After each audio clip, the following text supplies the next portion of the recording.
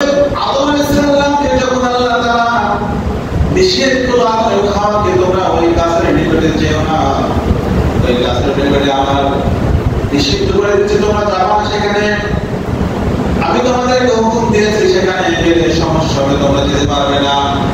ওয়ালা তাত্তাবিউ খুতুওয়াতিশ শাইতান ইন্নাহু লাকুম আদুউন মুবিন।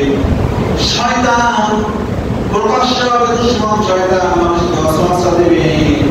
এই শয়তান আদমের কাছে ভিতরে গিয়ে আদমের কানের ভিতরে গুলগুলি দেয়, আদমকে সদনামাই করে, আদমকে ওয়াসওয়াসা দেয়, আদম শোনো, তুমি যে ওই গাছের নিকটে আল্লাহ তোমাকে যেতে নিষেধ করছে কেন তুমি জানো?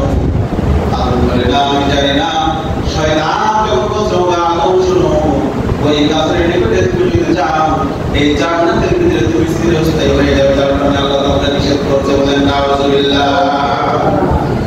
আদমকে যখন ইবলিস শয়তান যখন ধোঁকা দিল, ও আদম তুমি শোনো, তুমি যদি ওই গাছের নিকটে না যাও তোমার সমস্যা হবে, গাছের নিকটে গেলে তুমি জান্নাতের ভিতরে চিরস্থায়ী হবে। আদম কি করলো? শয়তানের ধোঁকায় পড়ে গেল। ওই গাছের নিকটে যখন যায়, গাছের নিকটে যাওয়ার পরে এত সুন্দর একটা ফল দেখে শয়তান ওয়াসওয়াসা দিতে পারলো, তুমি গাছের নিকটে এসেছো ঠিক আছে, এত সুন্দর ফল তুমি না খেয়ে তুমি কিভাবে দাঁড়িয়ে আছো? আদম যখন এই ফলটা তুমি যখন মুখে দিল, খাওয়ার সঙ্গে সঙ্গে আল্লাহ রাব্বুল আলামিন আদম ও হাওয়ার পরনে দিকে জান্নাতি পোশাক পরে দিল। বলেন নাউযুবিল্লাহ। আদম ও হাওয়াকে দুইজনকে দুই দেশে আল্লাহ তাআলা পাঠিয়ে দিল।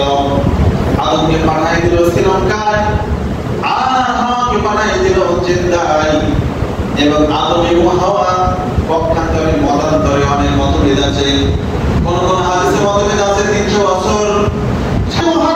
যখন তারা বুঝতে পারলো আমরা ভুল করেছি, আমরা আল্লাহর হুকুম নামে ভুল করে তারা অনুতপ্ত হলো।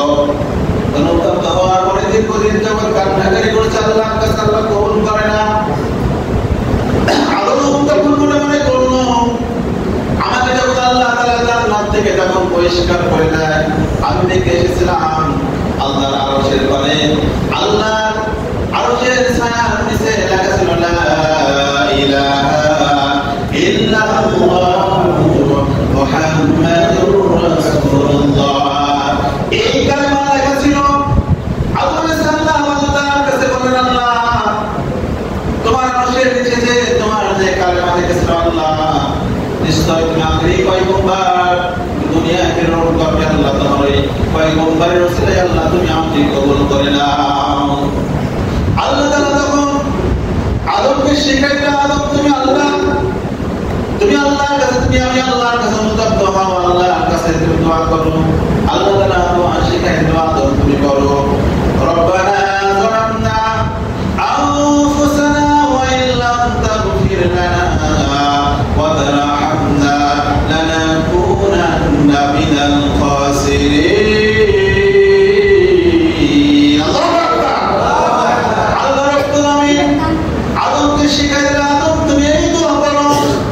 আদম আলাইহিস সালাম যখন আল্লাহর কাছে প্রার্থনা করে দোয়া করলো, রব্বানা যালামনা আনফুসানা ওয়া ইল্লাম তাগফির লানা ওয়া তারহামনা লানাকুনান্না মিনাল খাসিরিন।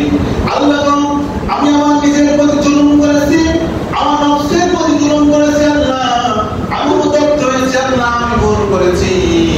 আল্লাহ রাব্বুল আলামিন এই মহররম মাসের 10 তারিখে আদম আলাইহিস সালামের হাওয়াকে আল্লাহ তাআলা কবুল করে একত্রিত করে দিলেন। বলেন সুবহানাল্লাহ।